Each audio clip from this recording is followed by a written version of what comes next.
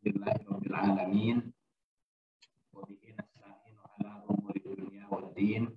Wassalatu wassalamu ala asyrafil anbiya'i wal mursalin wa ala alihi wa ashabihi ajma'in. Rabbi shrah li sadri wa yassir li amri wahlul 'uqdatam min lisani yafqahu qawli. Allahumma la sahla illa ma ja'altahu sahla wa anta taj'alul hazna idza syi'ta sahla. Allahumma la ilma lana illa ma 'allamtana innaka antal alimul hakim. Allahumma 'allimna ma yanfa'una wanfa'na bima 'allamtana wa zidna ilman wa amalan ya rabbal alamin. Amma ba'du. Jamaah qanitin yang Allah muliakan, ini ada Mas Rifki ya. Ada Mas Rifki, bapak-bapaknya, dan Pak Rahmat. Rahmat di mana Pak Rahmat? Mudah-mudahan semuanya sehat walafiat, keluarganya juga. Alhamdulillah. Tentunya juga mudah-mudahan selalu disehatkan, dijaga, dilindungi Allah Subhanahu wa taala ya, Bu Rika. Mudah-mudahan juga yang lain anak-anaknya selalu sehat walafiat, dan kita juga mudah-mudahan semakin dekat dengan Allah Subhanahu wa taala, semakin bertambah ilmunya, semakin soleh, bertambah usianya insyaallah.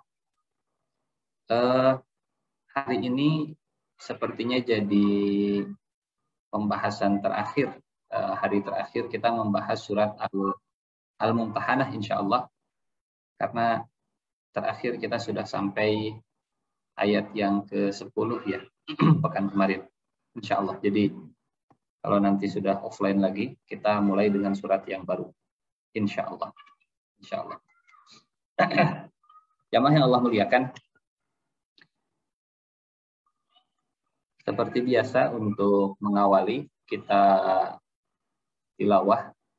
Ya, mudah-mudahan dengan tilawah jadi lebih bertambah kebaikan kita. Kita tilawah surat Al-Mumtahanah ayat ke-11 sampai ayat terakhir insyaallah. Ayat 11 sampai ayat yang terakhir.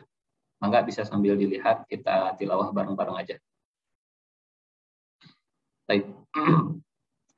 A'udzu billahi minasy syaithanir rajim. Bismillahirrahmanirrahim. Wa in fatakum syai'un min azwajikum ilal kuffar fa'aqabtum fa'atul ladina dhahabat azwajuhum mislama anfaqu wattaqullaha alladzi antum bihi mu'minun. Ya ayyuhan nabiyyu idza ja'akal mu'minatu yubayi'naka ala alla yushrikna billahi syai'a wa la yasriqna wa la yaznina wa la yaqtulna awladahun ولا يقتلن أولادهن ولا يأتين ببهتان يفترينه بين أيديهن وأرجلهن ولا يعصينك في معروف فبايعهن واستغفر لهن الله إن الله غفور رحيم يا أيها الذين آمنوا لا تتولوا قوما غضب الله عليهم قد يئسوا من الآخرة كما يئس الكفار من أصحاب القبور. Shadaqallahul azim. Alhamdulillah, di pertemuan terakhir kajian surat Al-Mumtahanah, tadabbur surat Al-Mumtahanah, kita mengkaji ayat ke-10 ya. Ayat yang ke-10. Nah, di ayat yang ke-10 ini, di pertemuan terakhir, ada beberapa poin yang kita sampaikan yang masih berkaitan hubungan dengan ayat-ayat berikutnya. Dengan ayat-ayat berikutnya. Beberapa poin yang kita kaji di Rabu pekan kemarin ya. Yang pertama, bahwa segala sesuatunya bagi seorang mukmin adalah bukti keimanan. Menikah karena Allah, berpisah juga karena Allah, silaturahim karena Allah, kemudian barok memutus hubungan juga karena Allah, damai karena Allah, berperang juga karena Allah, semuanya dilakukan karena Allah. Ini yang pertama. Ya ayyuhalladzina aman. Wahai orang-orang yang beriman. Dan setiap ada panggilan keimanan, pasti setelahnya adalah tuntutan ketaatan. Setiap ada panggilan keimanan, setiap ada panggilan wahai orang-orang yang beriman, maka kelanjutannya adalah perintah atau larangan. Apa perintah yang ada di ayat ini? Perintah yang ada di ayat ini adalah perintah untuk menguji motivasi hijrah dan taubat seseorang. Famtahinuhunna. Kalau ada orang yang berhijrah, kalau ada orang yang bertaubat, kalau ada orang yang masuk Islam, maka ujilah mereka. Famtahinuhun. Tentu,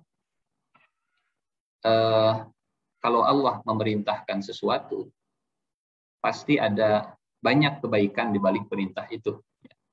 Dan salah satu hikmah besarnya dari perintah menguji ini, supaya muslim itu, seorang mukmin itu jadi sosok yang cerdas dan waspada.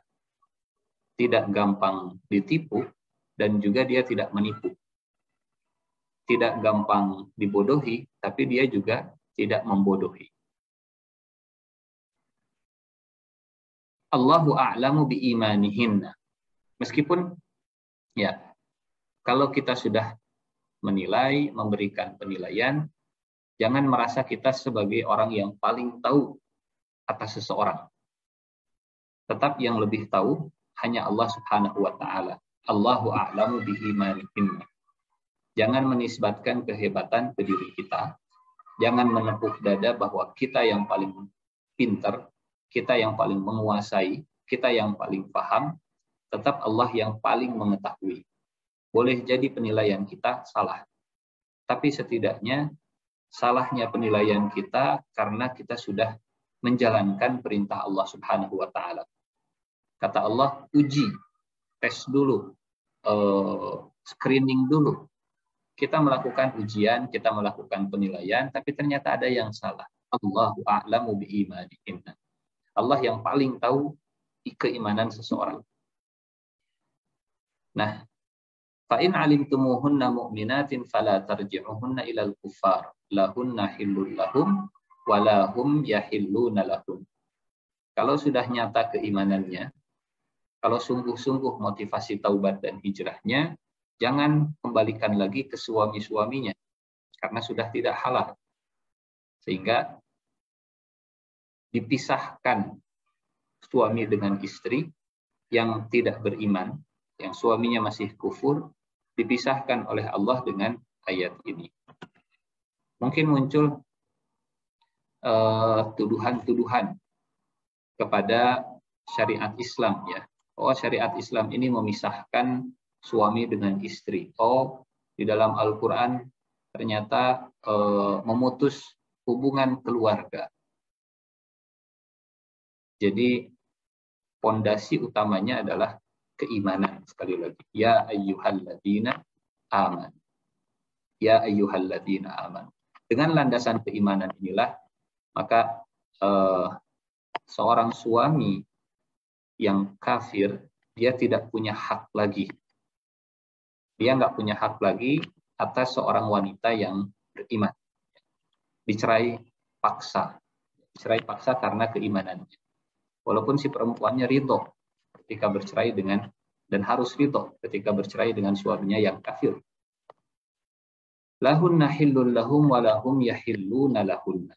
Nah, pernikahan dan perpisahan dilakukan karena Allah Subhanahu wa ta'ala.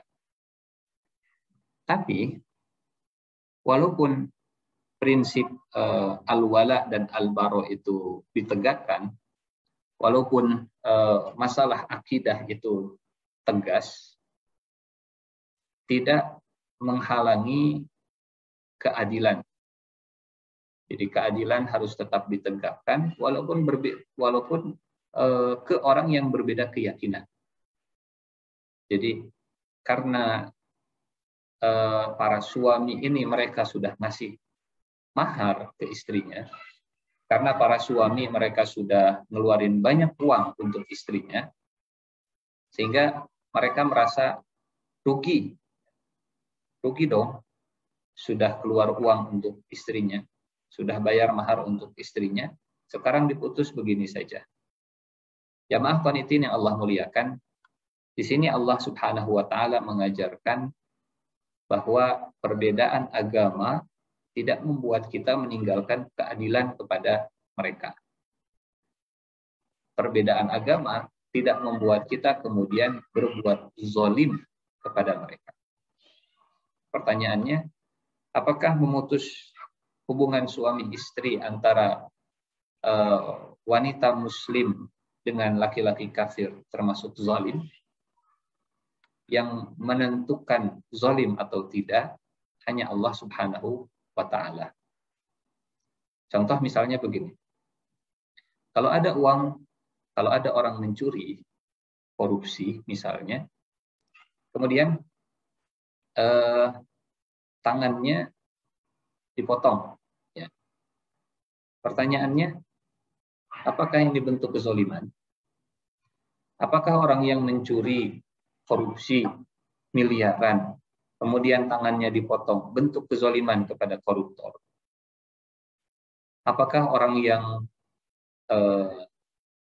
dibunuh karena sudah bunuh orang lain dengan sengaja, dengan berencana, termasuk perbuatan zalim? Apakah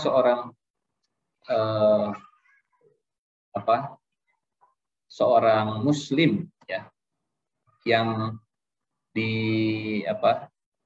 dipukul misalnya, kemudian dia menuntut balas, mukul balik, dia ingin kisos, saya dipukul, saya pengen pukul balik, kemudian kisosnya ini disebut kezoliman, zolim karena dia ingin menuntut haknya.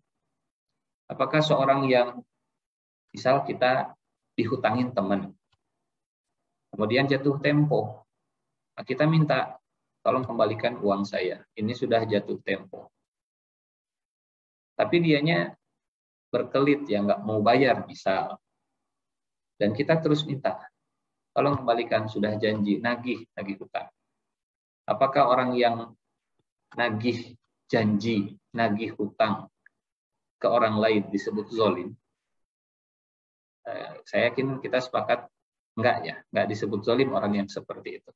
Kenapa? Karena yang menentukan mana yang zalim, mana yang adil, hanya Allah Subhanahu wa Ta'ala. Kalau keadilan dan kezaliman itu diserahkan ke manusia, kita yang menentukan mana yang adil, mana yang zalim, boleh jadi subjektivitasnya sangat tinggi. Menurut saya ini adil. Oh enggak, zalim ini, Mas. Contoh misalnya harta warisan. Menurut manusia, yang adil itu kalau dibagi rata, sama semuanya. Istrinya, kalau suami yang meninggal, istrinya dikasih sekian sama dengan anaknya, laki-laki dengan anak perempuan dikasih sama. Nah, itu mungkin menurut syahwat manusia. Menurut logika manusia, itu pembagian yang adil. Tapi ternyata keadilan menurut Allah Subhanahu wa Ta'ala berbeda dengan menurut manusia. Sehingga memutus hubungan suami istri yang sudah berbeda keyakinan bukan termasuk bentuk kezaliman. Karena Allah yang memerintahkan, karena Allah yang memutuskan. Nah, bagaimana kompensasinya? Kompensasinya, ya ini sekedar mengulang sebelum nanti kita lanjutkan ya ke ayat yang ke-11. Karena keadilan mesti ditegakkan. Ketika seorang suami merasa sudah banyak harta yang dikeluarkan, maka Allah perintahkan wa atuhunna ujurahun. Wa atuhum ma anfaqu. Maka bayarkanlah mahar yang sudah mereka keluarkan. Ini bentuk keadilan. Dan seterusnya sampai ayat penutup wallahu alimun hakim. Dan Allah Maha mengetahui dan Allah Maha bijaksana. Wallahu alimun hakim. Nah, jamaah yang Allah muliakan, kisah tentang keadilan. Nah, sebelum kita lanjut ke kisah tentang keadilannya. Ayat ini juga berlaku bukan hanya ke orang lain, tapi juga berlaku ke keluarga Rasulullah Sallallahu Alaihi Wasallam. Keluarga Rasulullah Sallallahu Alaihi Wasallam jadi salah satu yang mengamalkan ayat ini. Anaknya Rasulullah, putrinya Rasulullah Sallallahu Alaihi Wasallam, namanya Zainab. Zainab punya suami namanya Abul As, masih keponakan Siti Khadijah radhiyallahu anha. Dan Abul As musyrik. Abul As musyrik. Setelah turun ayat ini, maka orang pertama yang mengamalkannya adalah Rasulullah Sallallahu Alaihi Wasallam. Kata Nabi ke Abul As, tolong izinkan, tolong biarkan Zainab anakku pergi ke Madinah. Ya, tolong lepaskan anakku Zainab. Dan sebagai gantinya, nanti mahar yang sudah diberikan dikembalikan. Lahunna hillul lahum, walahum yahilluna lahunna. Allah menggunakan redaksi halal. Tidak halal wanita muslimah untuk laki-laki yang kafir, dan tidak halal laki-laki kafir untuk wanita muslimah. Kalau tidak halal dan masih terus dikerjakan, masih terus bertahan dalam pernikahan, dikhawatirkan setiap hubungan suami istrinya bukan menjadi pahala, bukan menjadi kebaikan, justru menjadi kemaksiatan, justru menjadi perzinahan, karena sudah tidak halal. Lahunna hillul lahum, tidak halal mereka bagi wanita muslimah, dan tidak halal wanita muslimah bagi mereka laki-laki yang kufur. Ini saya kira sangat penting untuk disampaikan kepada wanita-wanita muslimah, kepada anak-anak perempuan kita dalam mencari jodoh, dalam mencari pasangan, harus berhati-hati, mesti berhati-hati. Selain kita menanamkan keimanan, selain kita meyakinkan, menguatkan keimanan anak-anak kita juga menanamkan pemahaman waspada, hati-hati dengan mencari pasangan. Karena modus banyak ya. Modus untuk mengkafirkan umat Islam. Salah satunya dengan modus pernikahan. Pura-pura masuk Islam, kemudian menikah dengan wanita muslimah, kemudian setelah itu dimurtadkan. Ya. Ada artis yang pernah terjebak seperti itu, dan tidak sedikit juga selain artis yang banyak korbannya. Banyak korbannya. Perintah menguji datang dengan awalnya diperintahkan untuk menguji, famtahinuhunna.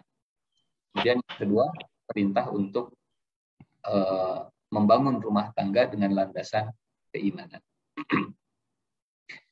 Dzalikum hukmullah yahkumu bainakum wallahu alimun hakim. Itu adalah hukum Allah dan Allah Maha mengetahui lagi Maha bijaksana. Nah,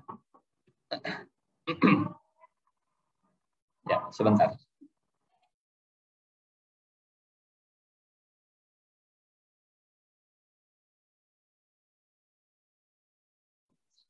Nah, jamaah qanitin yang Allah muliakan, dalam surat Al-Maidah, ini surat Al-Maidah, Allah Subhanahu wa taala menegaskan tentang masalah keadilan ini ya. Tentang masalah keadilan ini. Jadi kalau kita lihat ayatnya, A'udzubillahi minasyaitonir rajim, bismillahirrahmanirrahim, wala yajrimannakum syana'anu qaumin ala alla ta'dilu. I'dilu huwa aqrabu littaqwa.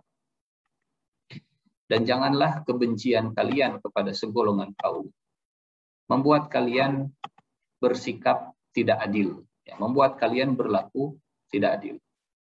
Ya ayyuhalladzina amanu kunu qawwamina lillahi syuhada'a bil qist wa la yajrimannakum syana'anu qaumin ala alla ta'dilu. I'dilu huwa aqrabu littaqwa wattaqullah innallaha khabirun bima ta'malun. Nah, surat Al-Maidah ayat ke-8. Wahai orang yang beriman. Lagi-lagi landasannya adalah landasan keimanan. Wahai orang yang beriman. Hendaklah kalian menjadi orang-orang yang selalu menegakkan kebenaran karena Allah dan menjadi saksi dengan adil. Dan janganlah sekali-kali kebencianmu terhadap suatu kaum wala yajrimannakum syana'anu qaumin ala alla ta'dilu.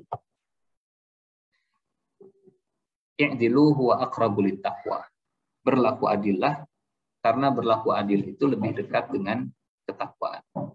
Nah, jamaah qanitin yang Allah muliakan, berangkat dari ayat ini, salafus saleh, para sahabat dan Rasulullah Shallallahu Alaihi Wasallam mengajarkan kepada kita semua, pada saya khususnya, satu prinsip yang namanya keadilan. Keadilan walaupun berbeda keyakinan, termasuk seperti tadi dalam masalah rumah tangga. Ya.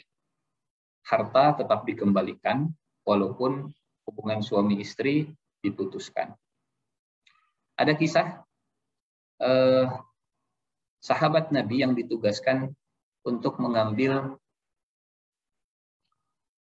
bagian dari Yahudi Khaybar. Jadi Nabi setelah mengalahkan orang-orang Yahudi Khaybar, Yahudi Khaybar itu diizinkan untuk tinggal di tempat mereka. Tapi dengan catatan mereka berkebun dan menyerahkan sebagian hasil kebunnya kepada kaum muslimin. Berbeda dengan Yahudi yang tinggal di Madinah, ya, baik Yahudi Nadir atau Yahudi Khuza'ah, Qainuqa atau Yahudi Quraidah, mereka diusir dari kota Madinah. Sementara Yahudi Khaybar, mereka tidak diusir dari Khaybarnya, boleh tinggal di Khaybar dengan catatan seperti tadi. Hasil perkebunannya, sebagian dari hasil perkebunannya diserahkan kepada kaum muslimin. Saat panen datang, Nabi mengutus Abdullah bin Rawahah. Dan datang Abdullah bin Rawahah, kata Abdullah bin Rawahah, ya ini sesuai dengan perjanjian. Apa kata orang Yahudi? Wahai Abdullah, tolong sisihkan untuk kami. Ya, jangan diambil semuanya. Nih, kami kasih uang tips. Asal jangan diambil semuanya. Jangan diambil semua bagian. Misal contohnya, bagian untuk kaum muslimin itu misal 30%. Ambilnya tolonglah 20% saja. Nanti kita kasih tips, kita kasih uang pelicin, pewangi dan pelembut untuk Abdullah bin Rawahah. Nyogoklah kalau bahasa kita.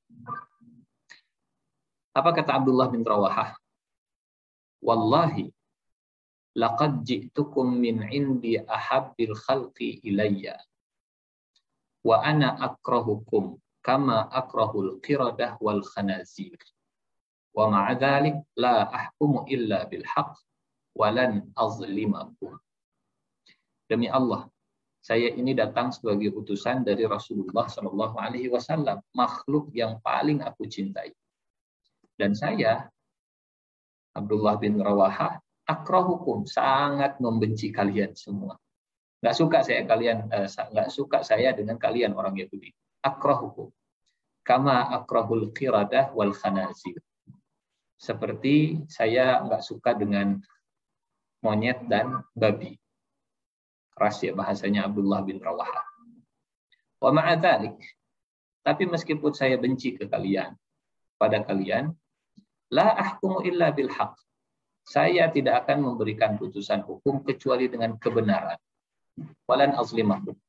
Dan sekali-kali saya tidak akan pernah zolim kepada kalian. Beda agama, benci, tapi yang penting bersikap adil. Ya. Jadi tidak menutup kemungkinan ini juga terjadi di zaman sekarang. Kita nggak suka dengan kelakuan tetangga kita, apalagi misalnya berbeda agama. Kita nggak suka dengan kelakuan si fulan dan si fulanah, apalagi berbeda agama. Benci kepada mereka. Tapi saya tidak akan mengurangi hak-hak mereka. Saya nggak akan berbuat zolim kepada mereka. Jadi prinsipnya antara perasaan negatif dengan keadilan itu tidak boleh campur-campur ya. Kalau benci ya benci, tapi kalau adil ya tetap adil. Wala yajrimannakum syana'anu qaumin ala alla ta'dilu. Jangan sekali-kali kebencianmu membuatmu berlaku zalim. Ini menarik ayat ini ya. Jadi Allah tidak melarang kita untuk membenci yang Allah larang, karena kebencian mah perasaan hati yang kadang sulit untuk dikendalikan. Ya. Yang dilarang oleh Allah bersikap zalim. Ya, bersikap zalim. Nggak suka dengan si fulan, tapi si fulan itu anak kita misalnya. Kita punya anak 10. Contoh lah. Siapa yang punya anak 10 di sini? Contoh lah ini ya. Kita punya anak 10. Kita paling suka ke anak nomor 1. Kita nggak suka nih ke anak nomor 5. Tapi kita nggak boleh berbuat zalim ke mereka. Kalau ngasih harus adil. Kalau yang satu dikasih permen, semuanya juga dikasih yang sama. Wala yajrimannakum syana'anu qaumin ala alla ta'dilu. Kebencian jangan sampai menyeret kepada kezaliman. Wallahi laqad ji'tukum min indi ahabbil khalqi ilayya wa ana akrahukum kama akrahul qiradah wal khanazir wa ma'a dzalik la ahkum illa bil haqq wa lan azlimakum. Seorang suami misalnya lagi kesel sama istrinya, lagi banyak masalah. Perasaan ya yang bolak-balik namanya juga hati. Tapi keadilan tetap harus ditegakkan. Kebencian tidak boleh menyeret kepada kezaliman. Yang kedua misalnya kisah Umar bin Khattab. Ada orang yang bertanya, ini saat Umar menjadi seorang khalifah, saat Umar menjadi pemimpin. Ada rakyatnya yang bertanya, wahai Umar, wahai Amirul Mukminin, atuhibbuni, apakah engkau cinta kepadaku, engkau suka kepadaku? Kata Umar, lah, saya nggak suka engkau, saya nggak suka kamu. Jadi ekspresif dalam perasaan, nggak suka, saya nggak suka. Kemudian orang tadi nanya lagi, hal yamna'uka ughduka li bi an tu'tiyani haqqi. Apakah bencimu akan menghalangimu memberi hakku? Apakah kebencianmu kepadaku akan menghalangimu memberikan hakku? Saya rakyat Anda, saya bawahan Anda, dan Anda pimpinan saya, dan Anda nggak suka dengan saya. Tapi apakah saya akan tetap diberikan haknya? Kata Umar, la, wallahi haqquka ilaika. Enggak. Kebencianku tidak akan menghalangiku untuk memberikan hak untukku. Enggak. Ya, kebencian, keadilan. Dua-duanya jangan dicampur adukan. Wallahi haqquka ilaika. Hakmu untuk. Ini teladan yang begitu luar biasa dari Umar bin Khattab dalam mendistribusikan kekayaan negara, bukan hanya kepada pendukungnya saja, bukan hanya ke orang-orang yang disukainya saja, ya. Bukan hanya ke orang-orang yang dicintainya saja, bahkan kepada orang yang dibenci sekalipun dia berikan.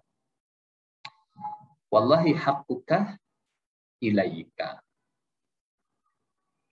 Kisah yang ketiga, Masya Allah, ya, ini hanya beberapa cuplikan saja ya, yang menegaskan bagaimana prinsip keadilan di dalam Islam yang jadi salah satu nilai keindahan agama Islam.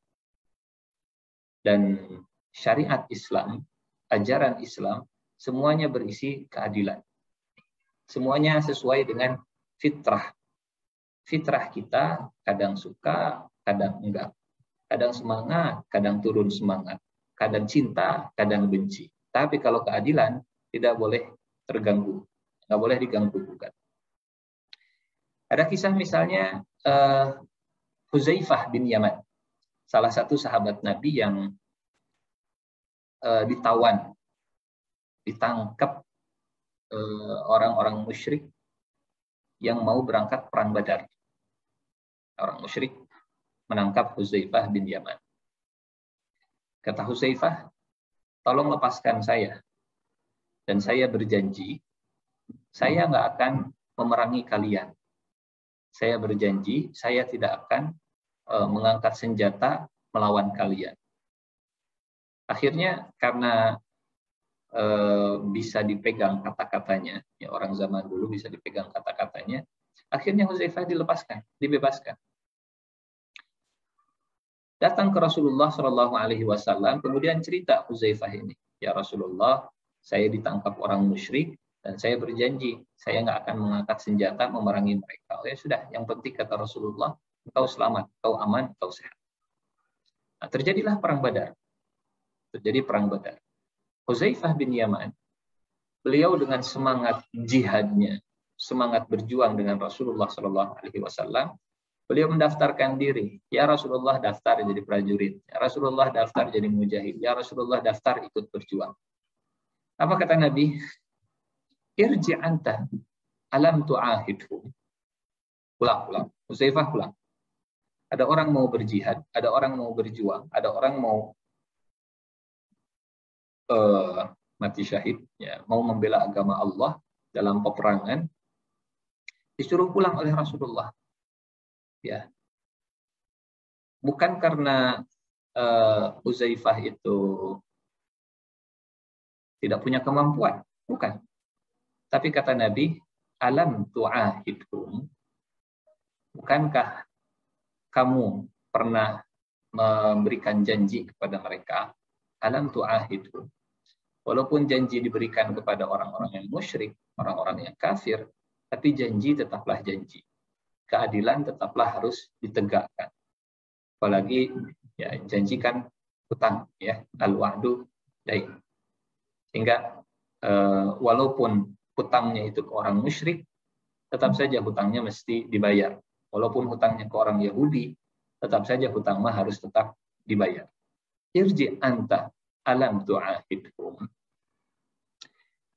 Sehingga ya ini salah satu sebab atau salah satu alasan kenapa Hudzaifah bin Yaman kemudian ditugaskan Rasulullah Shallallahu Alaihi Wasallam sebagai intelijen, ya, mata-mata.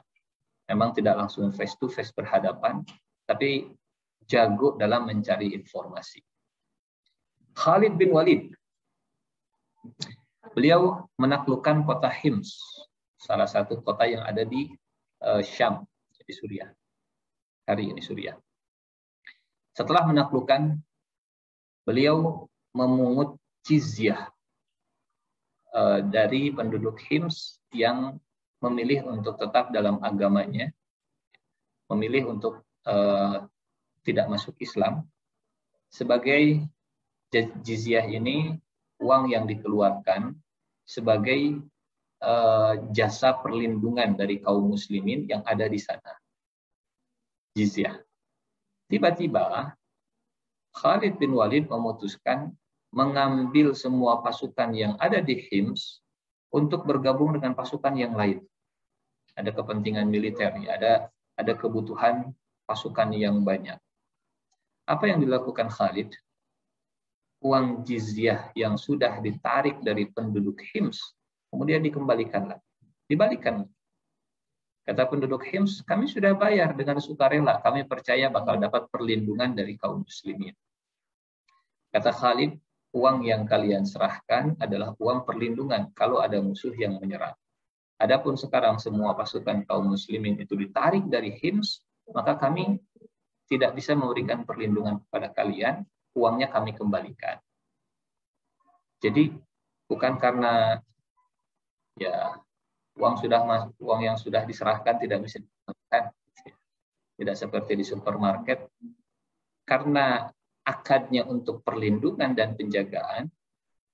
Walaupun kaum muslimin punya senjata, walaupun kaum muslimin punya kekuatan, walaupun Khalid bin Walid itu bisa saja memaksa mereka, dan kalau protes juga yang protes tidak bisa apa-apa, ya, dalam keadaan lemah, kalah dalam bertempur, kalah dan ditaklukkan Hims oleh Khalid bin Walid. Tapi Masya Allah, berbeda keyakinan dengan mereka, uang sudah masuk kepada Khalid dan kaum muslimin, karena ada kebutuhan dikembalikan lagi. Luar biasa, ya. Jizyah return mungkin, ya. Kalau di negara lain ada tax return, uang kembali pajak. Kalau ini jizyah return, ya, jizyahnya kembali kepada yang membayarnya. Luar biasa, Masya Allah. Umar bin Abdul Aziz, cicitnya Umar bin Khattab. Beliau pernah menulis surat kecil, memo, memo mungkin, ya. Isinya perintah kepada pasukan kaum muslimin yang ada di Samarkand untuk keluar dari daerah tersebut. Jadi ceritanya gini, pasukan kaum muslimin datang ke Samarkand dan langsung menaklukkan Samarkand. Sangat kuat pasukannya Umar bin Abdul Aziz waktu itu. Langsung ditaklukkan Samarkand. Setelah kaum muslimin menguasai Samarkand, mengatur Samarkand, ternyata ada orang Samarkand, ya, yang tahu tentang syariat Islam dalam berperang, yang paham, ya, bahwa aturan berperang dalam Islam itu tidak boleh langsung menyerang, tidak boleh langsung menguasai satu wilayah, satu daerah sebelum menawarkan Islam. Ya, sebelum menawarkan Islam. Kalau mereka menawarkan Islam, kemudian penduduknya menerima, maka tidak boleh dikuasai. Tidak boleh ada peperangan. Kalau penduduknya setelah ditawarkan menolak, maka boleh bayar jizyah. Boleh bayar jizyah. Nah, ini nggak dilakukan. Akhirnya, orang-orang Samarkand, mereka nulis surat, kirim utusan ke Umar bin Abdul Aziz. Datang ke Umar bin Abdul Aziz untuk melaporkan kesalahan prajurit dan pasukan kaum muslimin di Samarkand. Nah, akhirnya apa yang terjadi? Jamaah qanitin yang Allah muliakan, surat yang ditulis oleh Umar bin Abdul Aziz ini sampai ke komandan pasukan kaum muslimin di Samarkand. Dan akhirnya pasukan yang sudah menguasai Samarkand, mereka meninggalkan Samarkand. Siap-siap meninggalkan Samarkand. Jadi, Masya Allah, dengan memo kecil, dengan surat singkat dari Umar bin Abdul Aziz, pasukan besar bisa bergerak padahal sudah berhasil menaklukkan satu daerah. Tapi, justru keadilan inilah yang menyebabkan, yang jadi sebab Islam menyebar sangat cepat di muka bumi. Kata orang Yahudi Khaybar tadi, ke Abdullah bin Rawahah, bihadza ghalabtumuna. Wahai Abdullah bin Rawahah, sikapmu itulah yang mengalahkan kami orang Yahudi. Sikapmu itu yang menolak riswah, menolak sogokan, menolak menerima uang suap, walaupun engkau benci kepada kami, tapi engkau tidak menzolimi kami, ya. Isi perjanjian semuanya ditegakkan, kau tidak menerima suap, itulah yang membuat kau bisa mengalahkan kami. Sikap adil itulah yang bisa menguatkan kaum muslimin dan membuat Islam semakin dicintai. Dalam kisah Samarkand, dalam kisah pasukan kaum muslimin yang keluar dari Samarkand, justru rencana kaum muslimin keluar dari Samarkand ditahan oleh orang Samarkand sendiri. Kata mereka, jangan keluar, sudah, kami sudah ridho, kami sudah ikhlas, kami rela engkau menguasai Samarkand. Keadilannya, kebaikannya sudah terasa oleh penduduk Samarkand dan akhirnya mereka masuk Islam. Allahu Akbar, Masya Allah. Nah, jamaah yang Allah muliakan, sehingga keadilan ini lanjut, kalau kita lihat di surat Al-Mumtahanah, kita masuk ke ayat yang ke-11. Nah, di ayat yang ke-11, Allah Subhanahu wa Ta'ala kemudian melanjutkan pembahasan atau firman tentang keadilan ini. Wa in fatakum syai'un min azwajikum ilal kuffar fa'aqabtum fa'atul ladzina dhahabat azwajuhum mithla ma anfaqu wattaqullaha alladzi antum bihi mu'minun. Kalau ada seorang mukmin misalnya, ya, misalnya siapa contohnya ya? Sebutlah namanya Pak Budi. Pak Budi ini Muslim. Nah, istrinya kafir misalnya. Mohon maaf ya yang namanya Pak Budi. Contoh saja. Misalnya Pak Budi Muslim, istrinya kafir. Kemudian istrinya melarikan diri. Larinya kemana? Larinya ke komunitas lingkungan orang-orang yang kafir. Nah, kemudian, kata Allah, lalu kamu mengalahkan mereka. Terjadi peperangan.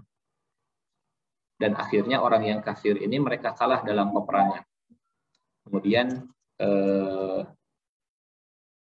layaknya peperangan, ada rampasan perang, ada ghanimah, ada sabiyah, dan seterusnya. Maka Allah memberikan hak seorang suami yang istrinya lari. Ya, kalau tadi mahar ya, maharnya dipotong dulu.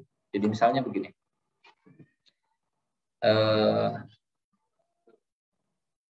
ada ghanimahnya banyak, ghanimahnya 100 miliar. Saya misalnya punya istri yang nauzubillah min zalik, ini contohnya buruk sih ya. Si Pak Budi ini, dia punya istri yang kafir. Kemudian lari ke orang kafir.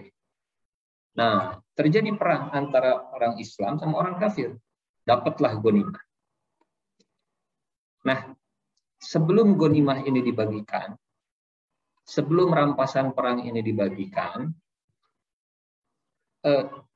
Pak Budi ini punya hak mahar yang pernah dibayarkan ke istrinya. Mudah-mudahan bisa dipahami ya. Jadi masalah harta, masalah materi, masalah hak keuangan itu sangat dijamin oleh Allah Subhanahu wa taala. Sangat diperhatikan oleh Allah Subhanahu wa taala gitu. Jadi kalau laki-laki yang kafir mereka berhak untuk dapat maharnya, sama laki-laki yang beriman juga berhak untuk dapat maharnya ketika istrinya lari, ya, kabur. Atau contohnya yang sederhana mungkin sekarang hari ini. Misal, kalau istrinya adalah orang kafir dan keluarga istrinya juga kafir, kemudian kabur istrinya yang kafir ini dan kembali ke keluarganya. Nah, sang suami punya hak menuntut kepada keluarganya untuk mengembalikan maharnya. Fa'atul ladina zahabat azwajuhum mithla ma anfaqu wattaqullaha alladzi antum bihi mu'minun. Ayat yang 11 masih satu rangkaian dengan ayat yang ke-10 tentang keadilan. Nah, kita lanjutkan ke ayat yang berikutnya. Jamaah qanitin yang Allah muliakan. Ya ayyuhalladzina amanu idza ja'akal mu'minatu yubayyi'naka 'ala alla yusyrikna billahi syai'an. Wahai Nabi, apabila datang kepadamu perempuan-perempuan yang beriman untuk mengadakan janji setia bahwa mereka tidak akan menyekutukan Allah, tidak akan mencuri, tidak akan berzina, tidak akan membunuh anaknya, tidak akan berbohong, ya, baik dengan tangan ataupun dengan kaki, tidak akan bermaksiat dalam urusan yang baik, maka terimalah janji setia mereka dan mohonkanlah ampunan kepada Allah untuk mereka. Sesungguhnya Allah Maha Pengampun lagi Maha Penyayang. Jamaah qanitin yang Allah muliakan, ada beberapa hikmah, ada beberapa hal yang kita tadaburi, yang bisa kita tadaburi dari ayat yang ke-11. Yang pertama, dalam Al-Quran, dari surat Al-Fatihah sampai surat An-Nas, tidak ada satu ayat pun panggilan kepada Nabi Muhammad dengan nama. Tidak ada panggilan ya Muhammad di dalam Al-Quran. Kalau ke nabi-nabi yang lain, semuanya pakai nama. Ya Musa, ya Isa, ya Yahya, khudil kitab biquwwah, ya Ibrahim, ya dan seterusnya. Ya. Nabi-nabi yang dipanggil langsung oleh Allah di dalam Al-Quran, semuanya dipanggil dengan nama. Nah, berbeda dengan Nabi Muhammad SAW. Beliau dipanggil kadang dengan panggilan ya ayyuhan nabi. Beliau kadang dipanggil dengan panggilan ya ayyuhar rasul, atau dipanggil dengan panggilan saat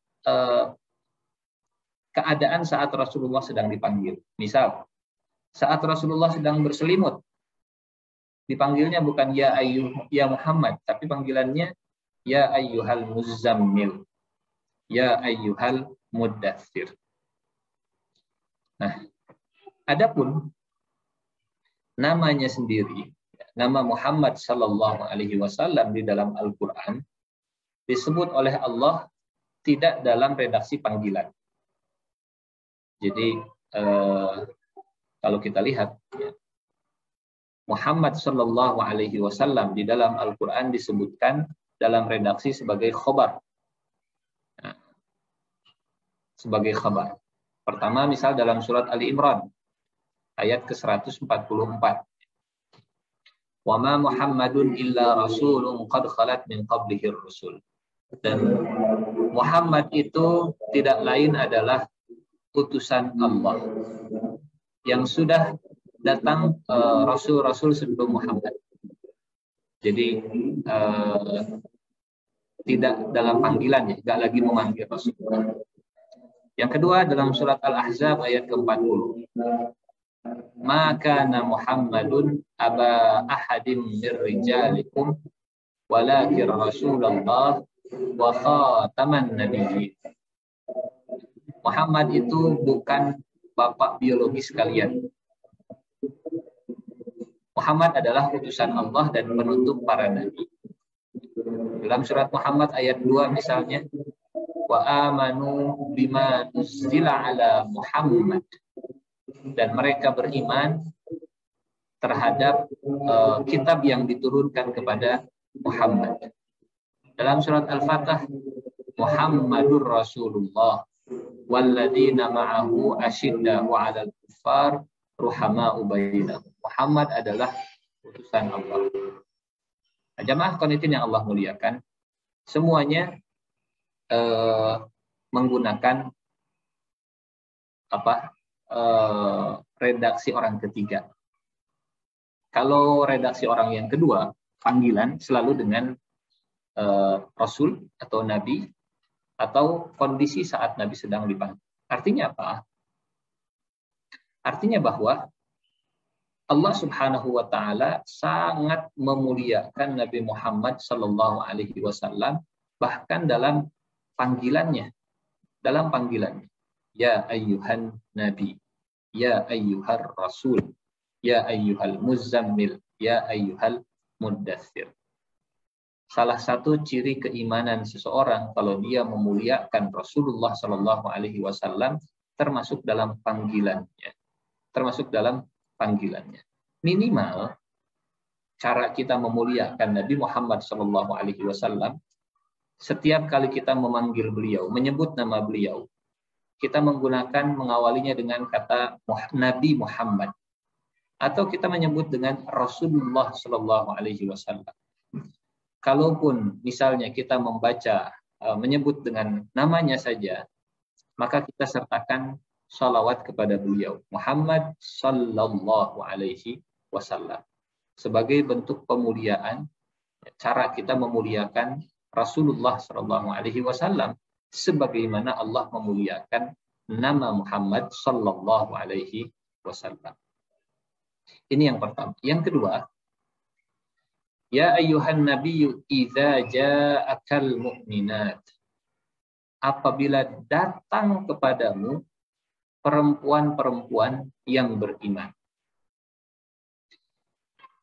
Hikmah yang kedua yang bisa kita ambil, yang bisa kita tadabburi dari ayat ini, bahwa di dalam Islam, baik laki-laki ataupun perempuan, mereka punya kedudukan yang setara di hadapan agama.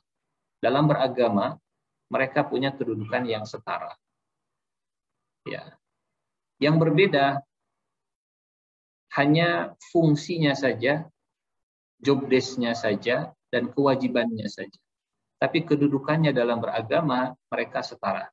Laki-laki dan perempuan, mukmin dan mukminat, muslim dan muslimat, punya kedudukan yang setara dalam beragama.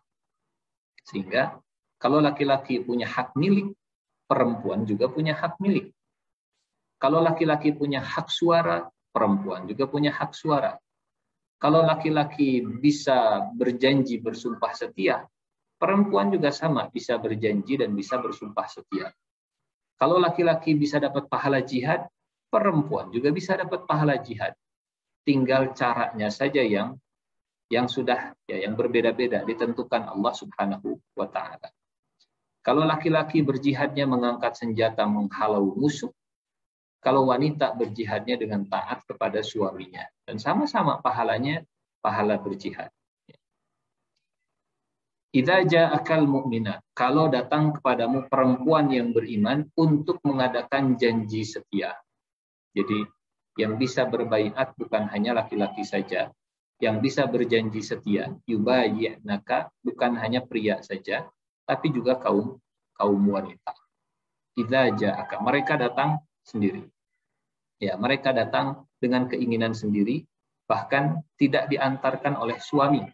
Ini masih nyambung dengan ayat nomor 10 ya. Kalau datang wanita berhijrah ke Rasulullah, meninggalkan suaminya yang masih kafir, kemudian mereka bersumpah untuk setia kepada engkau. Ya ayyuhan nabi, idza ja'akal mu'minatu yubayyi'naka. Apa isi janji setianya? Isi janji setianya, 1, tidak berbuat syirik. 2, tidak mencuri. 3, tidak berzina. 4, tidak membunuh anak. 5, tidak berdusta. 6, mereka tidak akan mendurhakai Rasulullah dalam kebaikan. Ya. 6 hal inilah yang menjadi standar moral wanita yang berhijrah dan siap untuk setia kepada Allah dan Rasul-Nya. Jadi kalau kita ingin mencari KPI-nya, poin-poin indikator seseorang itu sudah dikatakan siap untuk beriman, apa saja poin-poinnya, kita bisa menggunakan 6 hal ini. Ya. Bisa melihat, coba, dia masih suka mempersekutukan Allah, tidak? 1. Yang kedua, dia masih suka mencuri, tidak? Ya, oh nggak pernah kelihatan mencuri, alhamdulillah. Atau mencuri dengar, mencuri kepo gitu, mencuri-curi dengar. Wala yaznin, dia masih suka berzinah, tidak? Berzinah insya Allah. Kalau yang zinah besar, zinah dengan zinah dengan kemaluannya, tidak. Oh coba cek lagi, apakah matanya berzinah, apakah tangannya berzinah, dan seterusnya. Apakah dengan parfumnya dia berzina, misal, dan seterusnya, yazni. Wala yaqtulna auladahunna. Bagaimana sikap ke anaknya? Bagaimana perlakuan ke anaknya? Apakah baik atau justru mempersulit anaknya, atau justru membunuh anaknya sendiri? Wala yaqtulna auladahunna, karena tidak mau punya anak perempuan, misalnya. Atau ya, ada yang lebih lebih dahsyat dari pembunuhan. Apa itu yang lebih dahsyat dari pembunuhan? Fitnah. Al-fitnatu asyaddu minal qatl.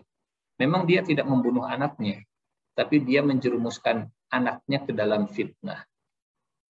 Ustaz, bagaimana maksudnya menjerumuskan anak dalam fitnah? Membiarkan anak perempuannya tanpa hijab, membiarkan anak laki-lakinya tidak sholat, membiarkan keluarganya jauh dari Allah Subhanahu wa Ta'ala, itu jauh lebih dahsyat daripada pembunuhan. Karena fitnah lebih dahsyat daripada pembunuhan. Wal fitnatu asyaddu minal qatl.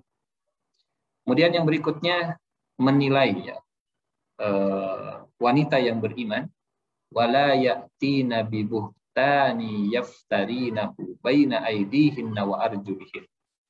Dan tidak akan berbuat dusta yang mereka ada-adakan. Buhtan, tuduhan palsu, perbuatan palsu. Berbuat dusta yang mereka ada-adakan antara tangan dan kaki mereka. Yaftarinahu baina aydihinna wa arjulihin wala ya'sinaka fi ma'ruf fabayyihunna wastaghfir lahunna Allah. Jamaah qanitin yang Allah muliakan, 6 poin ini ya, khususnya bagi kaum wanita. Walaupun ini juga berlaku bagi kaum pria. Khususnya bagi kaum wanita. Jadi 6 standar, 6 janji setia wanita kepada Rasulullah SAW. Pegang 6 hal ini dan jadikan sebagai kontrak kita dengan Rasulullah SAW. Walaupun Nabi tidak bersama dengan kita hari ini, tapi dengan niat, ya Allah, saya akan menjalankan 6 hal ini, dan nanti di akhirat saya akan ketemu dengan Rasulullah, saya akan sampaikan, ya Rasulullah, wahai Rasulullah, saya menjalankan 6 poin ini. Saya menjaga diri dari 6 hal ini.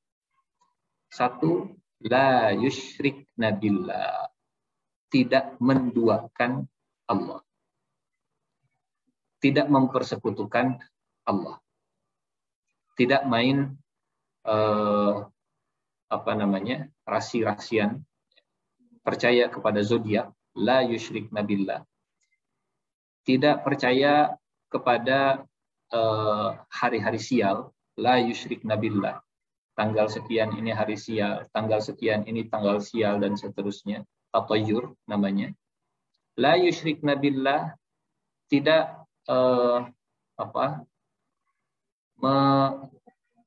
mencintai selain Allah lebih daripada Allah Subhanahu wa taala.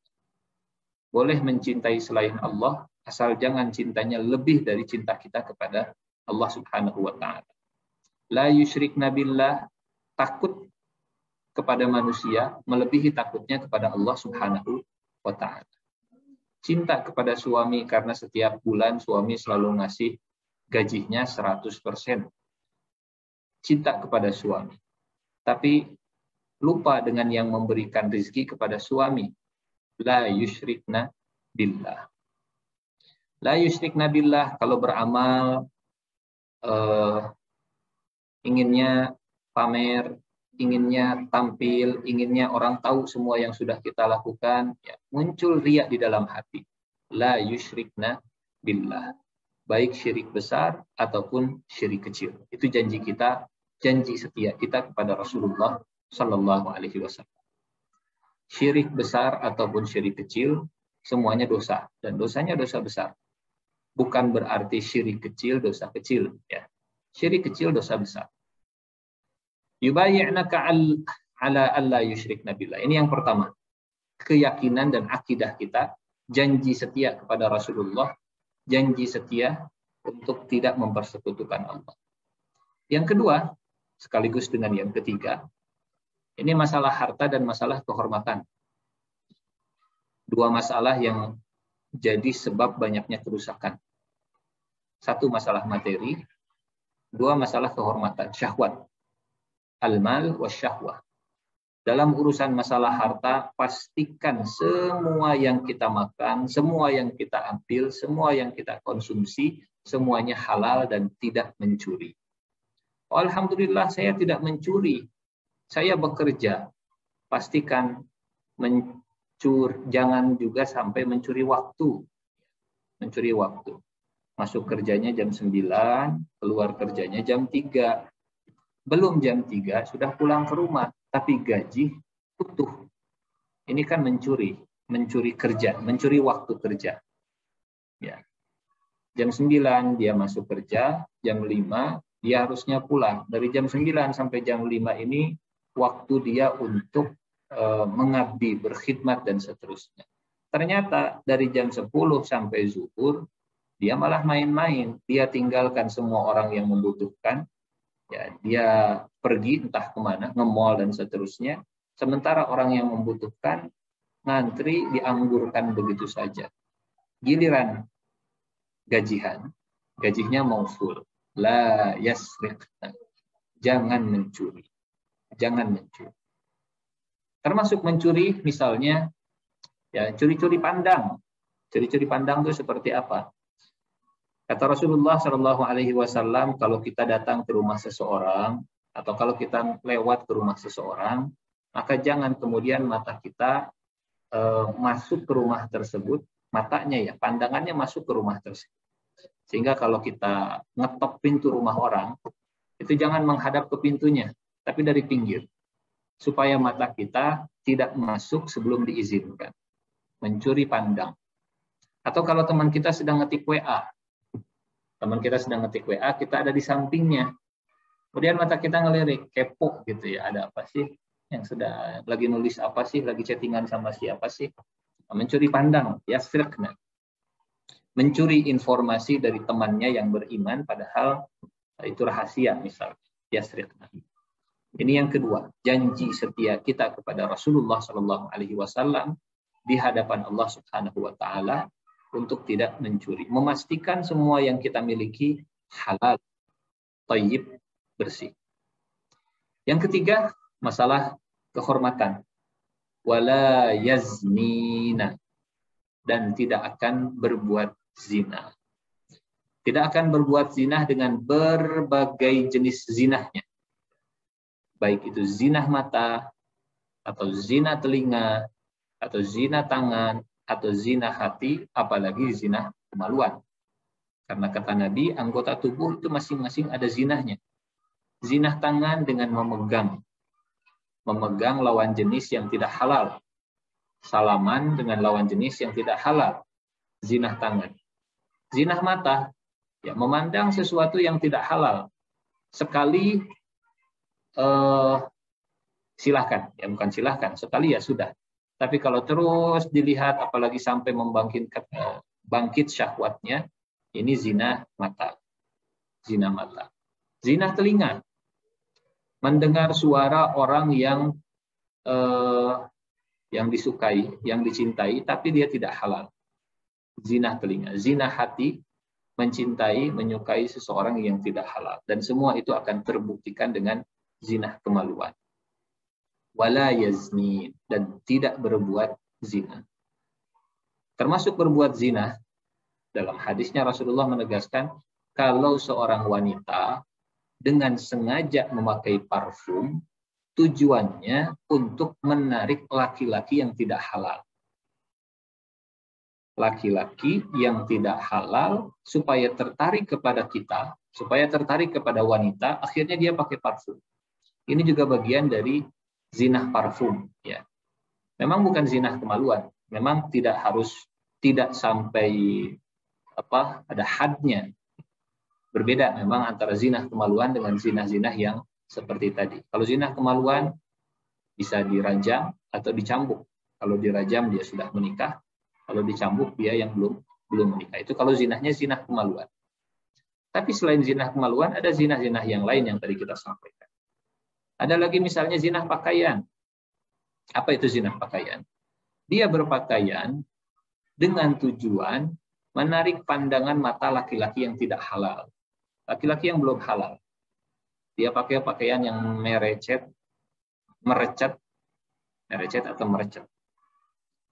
ya. Dia pakai pakaian yang merecet, yang membentuk anggota tubuhnya. Atau nggak pakai yang merecet, nggak pakai yang merecet. Dia pakai pakaian yang lebar, tapi tipis, supaya orang itu tertarik, supaya mata laki-laki itu senang melihat dan seterusnya.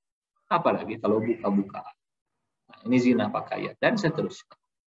1 masalah keyakinan, 2 masalah keuangan, 3 masalah kehormatan. Yang keempat, wala yaqtulna auladahunna, dan janganlah membunuh anak-anaknya. Ya. Membunuh anaknya, mengaborsi anaknya sebelum mereka lahir, atau membunuh anaknya setelah mereka lahir. Membiarkan anaknya tidak terurus, membiarkan anaknya tanpa pendidikan, bahkan mendidik anaknya dengan pendidikan yang jauh dari agama. Itu fitnah yang jauh lebih berbahaya dari pembunuhan anak kita. Atau misalnya menikahkan dengan paksa anak kita dengan laki-laki yang zalim hanya karena ingin mengejar hartanya. Wala yaqtulna auladahunna. Jangan membunuh anak-anaknya. Kemudian yang kelima, 1 masalah keyakinan, 2 masalah keuangan, 3 kehormatan, 4 keturunan, kekeluargaan. Yang kelima, wala ya'tina bi buhtani yaftarinahu baina aydihinna wa arjulihinna. Dan tidak berbuat dusta yang mereka ada-adakan antara tangan dan kaki mereka. Yang kelima ini kejujuran. Yang keenam, yang terakhir, wala ya'sinaka fi ma'ruf, dan tidak akan mendurhakaimu dalam urusan yang baik. Ketaatan, keyakinan, keuangan, kehormatan, kekeluargaan, kejujuran, dan ketaatan. Fabayi'hunna wastaghfir lahunna Allah. Kalau mereka siap untuk menjalankan itu semua, maka terimalah janji setia mereka dan mohonkan ampun kepada Allah untuk mereka. Innallaha ghafurur rahim. Sesungguhnya Allah Maha Pengampun lagi Maha Penyayang. Jamaah qanitin yang Allah muliakan, ditutup surat Al-Mumtahanah ini dengan ayat yang senada dengan ayat pertama. Masih ingat dengan ayat yang pertama, insya Allah dengan kisahnya Hatib bin Abi Balta'ah. Ya ayyuhalladzina amanu la tatawallaw qauman ghadiballahu alaihim qad ya'isu minal akhirah kama ya'isal kuffaru min ashabil qubur. Wahai orang yang beriman, jangan menjadikan penolongmu kaum yang dimurkai Allah. Ini wala dan baroh. Loyalitas jangan diberikan kepada orang-orang yang dimurkai Allah. Siapa orang yang dimurkai Allah? Orang-orang yang memusuhi agama Allah, orang-orang yang Yahudi, orang-orang yang merendahkan syariat Islam, orang-orang yang menghina Rasulullah sallallahu alaihi wasallam. La tatawallaw qauman ghadiballahu alaihim qad ya'isu minal akhirah kama ya'isal kuffaru min ashabil qubur. Mereka sudah putus asa dengan negeri akhirat. Jamaah qanitin yang Allah muliakan, salah satu perbedaan mendasar antara orang beriman dan orang kafir, keimanannya terhadap hari akhir. Orang beriman mereka punya harapan. Kalau nggak di dunia harapannya, mudah-mudahan di akhirat masih bisa punya harapan. Kalau di dunia dia tidak dapat balasannya, mudah-mudahan di akhirat dia akan dapat balasannya. Sementara orang kafir, keyakinan mereka, dunia adalah segala-galanya, selesai dunia, selesai juga segala-galanya. Tapi orang yang beriman, keyakinan mereka dunia ini jalan untuk menuju ke akhirat. Sehingga orang beriman itu nggak akan pernah putus harapan, nggak akan pernah putus asa. Kenapa? Nggak di dunia. Tidak di dunia, masih ada nanti di akhirat. Qad ya'isu minal akhirah kama ya'isal kuffar min ashabil qubur. Sebagaimana orang kafir, mereka juga putus asa di dalam kubur. Alhamdulillah, jamaah yang Allah muliakan, dengan izin Allah, dengan taufik dari Allah, selesai juga kita membahas, mengkaji, mentadaburi surat Al-Mumtahanah. Tentu apa yang kita tadaburi ini bukan berarti semua sudah kita pelajari. Masih banyak hikmah-hikmah yang kalau kita pelajari lagi, kalau diulang lagi surat Al-Mumtahanah, ada lagi yang baru insya Allah. Karena Al-Quran itu ilmunya tidak pernah terbatas. Ya, bahkan umur kita lebih pendek daripada kandungan Al-Quran kalau kita kaji. Saya kira kita cukupkan saja untuk pertemuan kita. Mangga Teh Nurul, barangkali ada yang mau ditanyakan, ada pertanyaan, mangga. Assalamualaikum warahmatullahi wabarakatuh. Waalaikumsalam warahmatullahi wabarakatuh. Sudah ada beberapa pertanyaan yang masuk, Ustaz. Yang pertama, Pak Ustaz, di ayat 10 dikatakan, janganlah kamu berpegang pada tali pernikahan dengan perempuan kafir. Apakah laki-laki beriman yang berhijrah ke Madinah itu menceraikan istrinya yang belum masuk Islam? Lalu apakah laki-laki muslim tidak boleh menikah dengan perempuan non-muslim? Baik. Bismillahirrahmanirrahim. Ya. Jadi kalau yang dinikahinya itu wanita musyrik, berbeda statusnya kalau yang dinikahinya adalah wanita ahli kitab. Karena non-muslim itu terbagi jadi dua. Kafir itu terbagi jadi dua. Ada kafir ahli kitab, ada kafir musyrik. Lam yakunil ladzina kafaru min ahlil kitabi wal musyrikin. Kafir itu, orang kafir terbagi jadi dua. Nah, ayat ini memang bicara secara spesifiknya tentang kafir musyrik, bukan kafir ahli kitab. Adapun kafir ahli kitab, hukumnya berbeda lagi. Hukumnya berbeda lagi. Nanti ini pembahasannya dalam surat Al-Maidah. Dalam surat Al-Maidah. Nah, walaupun jemaah qanitin yang Allah muliakan, ya yang tadi ya, yang maksudnya ceraikan istri yang masih kafir, itu kalau kafirnya adalah kafir musyrik. Adapun kalau kafirnya kafir ahli kitab, maka hukumnya orang yang orang yang tidak menemukan lagi wanita muslimah, silahkan menikahi wanita ahli kitab. Tapi kalau misal wanita muslimah masih banyak yang belum punya suami. Sementara yang dicari malah wanita ahli kitab.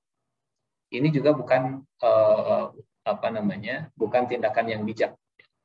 Jadi prioritas utama tetap wanita muslimah. Seperti itu mungkin Teh Nurul, enggak? Baik, lalu Ustaz, bagaimana batasan perempuan ahli kitab? Apakah umat Kristen dan Katolik zaman sekarang itu termasuk ahli kitab? Karena masih banyak yang berpendapat jika umat Nasrani sekarang itu masih bisa disebut ahli kitab, padahal kitab umat Nasrani sekarang itu bukan kitab Injil atau Taurat yang original atau asli lagi, dan Tuhannya juga sudah berbeda. Baik. Ini memang ada tarik ulur perbedaan pendapat ya di kalangan para ulama, bahkan di kalangan para sahabat sendiri.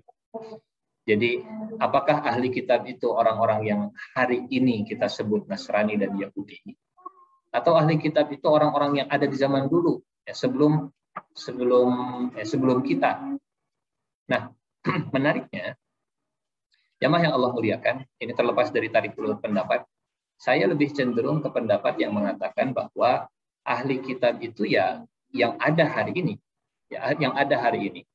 Walaupun sekali lagi sebagai amanah, perbedaan pendapat ini ada ya. Kenapa?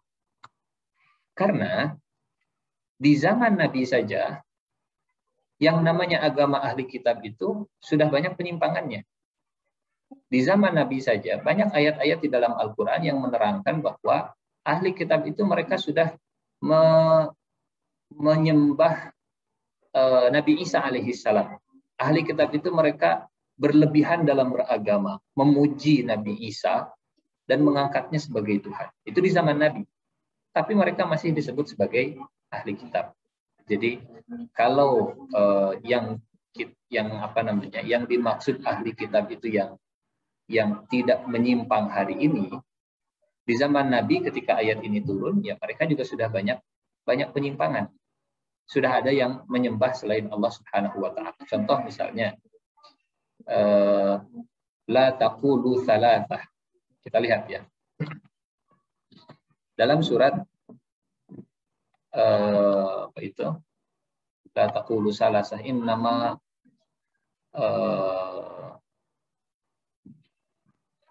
ya ahlal kitab la taghlu fi dinikum wa la taqulu 'ala Allahi illa al-haq. Dalam surat An-Nisa ayat ke-171. Coba tampilkan surat An-Nisa ayat 171. Nah, jamaah yang Allah muliakan, di ayat ini kalau kita lihat Allah Subhanahu wa taala memanggil dengan panggilan ya ahlal kitab. Ya ahlal kitab. Wahai ahli kitab, janganlah kamu melampaui batas dalam agamamu dan janganlah kamu mengatakan terhadap Allah kecuali yang benar. Sesungguhnya Al-Masih Isa itu putra Maryam dan utusan Allah. Berhentilah nih, ada kalimat lanjutannya. Wala taqulu salasah, dan janganlah kalian, berhentilah kalian dari ucapan Tuhan itu tiga. Tuhan itu tiga. Jadi di zaman Nabi saja Allah menyebut mereka ahli kitab, dan di zaman Nabi saja ketika ayat ini turun, penyimpangan itu sudah ada. Penyimpangan itu sudah ada. Sehingga ya ini memang ada tarik ulurnya ya. Kalau dikaitkan dengan masalah pernikahan, jauh lebih prioritas untuk menikahi wanita yang muslimah daripada beralasan dengan kan boleh menikah dengan wanita ahli kitab. Ya sudah saya menikah. Menikah dengan ahli kitab boleh, tapi menikah dengan wanita yang muslimah mah wajib. Begitulah mudah-mudahan ya. Jadi perdebatannya bisa tuntas kalau masalah pernikahan dengan ahli kitab ini. Jangan salah prioritas, jangan gagal prioritas, karena yang lebih prioritas adalah wanita yang wallahu a'lam bishawab. Selanjutnya Ustaz, bagaimana jika ada perubahan pada seorang suami setelah sekitar 8 tahun menikah, tiba-tiba perilakunya berubah setelah tidak memiliki penghasilan. Suaminya mulai meninggalkan sholat, tidak puasa Ramadan, dan mulai minum-minum lagi seperti kebiasaannya sebelum menikah dan tidak bisa mencari nafkah. Istrinya bekerja dan memiliki satu anak perempuan. Mana yang lebih utama, Ustaz? Sebaiknya istrinya bersabar dengan keadaannya dan terus berdoa dan menasihati suaminya, atau boleh segera meminta cerai karena sudah putus asa? Baik. Kita coba tampilkan ayatnya ya. Nah, ini dalam surat An-Nisa ayat ke-35. A'udzubillahi minasyaitonirrajim. Wa in khiftum shiqaqa bainihima fab'athu hakaman min ahlihi wa hakaman min ahliha. Iyurida islahan yuwaffiqillahu bainahuma innallaha kana aliman khabira. Dan jika kamu khawatir ada persengketaan di antara keduanya, maka kirimlah seorang hakam perwakilan dari pihak keluarga laki-laki dan seorang hakam, seorang yang bijaksana, perwakilan dari keluarga perempuan. Jika kedua orang hakam itu bermaksud mengadakan perbaikan, niscaya Allah akan memberikan taufik kepada suami istri tersebut. Jadi bagaimana bersikap menghadapi hal-hal seperti ini? Ada baiknya ada dialog keluarga, dialog keluarga. Sebelum kemudian memutuskan untuk berpisah, sebelum kemudian memutuskan untuk bercerai, tempuh cara ini terlebih dahulu, ya, cara perdamaian, tapi dengan melibatkan pihak keluarga suami ataupun pihak keluarga istrinya.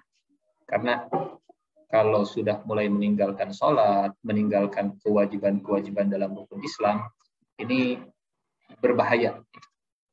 Bisa berdampak kepada akidah, bisa berdampak kepada keimanan, bisa berdampak kepada keislaman bahkan. Sehingga khawatir kalau dilakukannya karena sengaja, status keislamannya bisa hilang. Kalau dilakukannya karena lupa, ya tinggal diingatkan saja. Kalau dilakukannya karena malas misalnya, nah ini masing-masing punya hukum yang berbeda-beda. Jadi menempuh ikhtiar semaksimal mungkin yang sudah disampaikan Allah, mudah-mudahan menjadi kebaikan bagi keluarga kita. Wallahu a'lam bishawab. Baik, pertanyaan terakhir Ustaz. Ustaz, contoh lain syirik kecil selain riya, ujub dan namimah itu apa saja? Gimana? Contoh lain syirik kecil selain riya, ujub dan namimah. Sum'ah misalnya. Ya, mirip-mirip juga lah sebetulnya. Jadi intinya syirik kecil itu perbuatannya adalah perbuatan baik, tapi motivasi bukan karena Allah Subhanahu wa Ta'ala. Kalau pengen kelihatan orang disebutnya riya. Kalau pengen didengar orang disebutnya sum'ah. Kalau pengen dikagumi orang disebutnya ujub. Kalau misalnya merasa berjasa, jadi ini bisa sembuh karena jasa saya, ya, ini bisa sukses karena ada saya. Itu juga bentuk dari kesyirikan. Dia sukses, dia berhasil, dia ibadah, dia beramal soleh, tapi tujuannya, motivasinya bukan karena Allah. Nah, ini yang berbahaya, ya, masuk ke syirik kecil. Wallahu a'lam bishawab. Baik, alhamdulillah. Sebentar. Beda syirik kecil dan syirik besar apa Ustaz? Pertanyaan dari Bu Juniati. Baik, ya. Jadi sebetulnya ya, kalau syirik besar itu efeknya mengeluarkan seseorang dari keislaman. Jadi statusnya sudah hilang, bukan lagi sebagai seorang muslim. Bukan lagi sebagai orang yang beriman. Kalau syirik kecil, dia statusnya masih sebagai orang yang beriman. Tidak gugur keimanannya, yang gugur cuma amalannya saja. Yang gugur itu cuma amalan. Dia sholat, tapi pas lagi sholatnya mengerjakan karena ada orang yang lihat. Karena pengen dilihat, karena pengen ditakjub, karena pengen dikagumi. Nah, amalnya saja yang gugur, tapi imannya nggak gugur, imannya nggak hilang. Kalau syirik besar, misal ada orang menyembah patung, syirik besar. Ada orang yang menyembah berhala, menyembah kuburan dan seterusnya. Ini semua amalnya gugur, hapus semua amalnya, dan juga dia keluar dari Islam, harus syahadat lagi, harus diulangi lagi syahadatnya. Nah, berbeda dengan syirik kecil, dengan istighfar, dengan mohon ampun kepada Allah, Allah ampuni insya Allah. Nah, kita diajarkan doa berlindung dari dua hal ini. Allahumma inni a'udzubika min an usyrika bika syai'an a'lamu wa astaghfiruka lima la a'lam.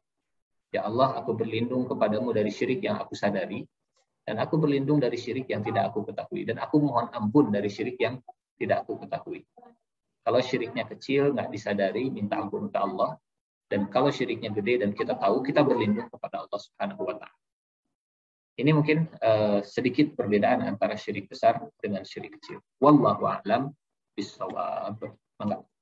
Alhamdulillah Ustaz, tampaknya sudah tidak ada pertanyaan lagi. Baik, alhamdulillah. Jamaah qanitin yang Allah muliakan, mudah-mudahan kajian tadabbur Quran surat Al-Mumtahanah ini jadi manfaat untuk kita semua, dan mudah-mudahan di pekan depan bisa offline ya, insya Allah. Amin, amin. Amin, insya Allah Ustaz. Memang beda auranya ya, online dengan offline. Beda Ustaz. Beda. Beda Ustaz. Baik, kita akhiri dengan doa kifaratul majlis. Subhanakallahumma wa bihamdika, asyhadu an la ilaha illa anta astaghfiruka wa atubu ilaik. Saya mohon izin, sehat-sehat selalu semuanya, sampai ketemu lagi insya Allah di Masjid Darussalam insya Allah ya. Amin, insyaallah. Amin. Bangga. Pak Ustaz. Sami-sami Sarjana. Assalamualaikum warahmatullahi wabarakatuh. Assalamualaikum. Assalamualaikum warahmatullahi wabarakatuh.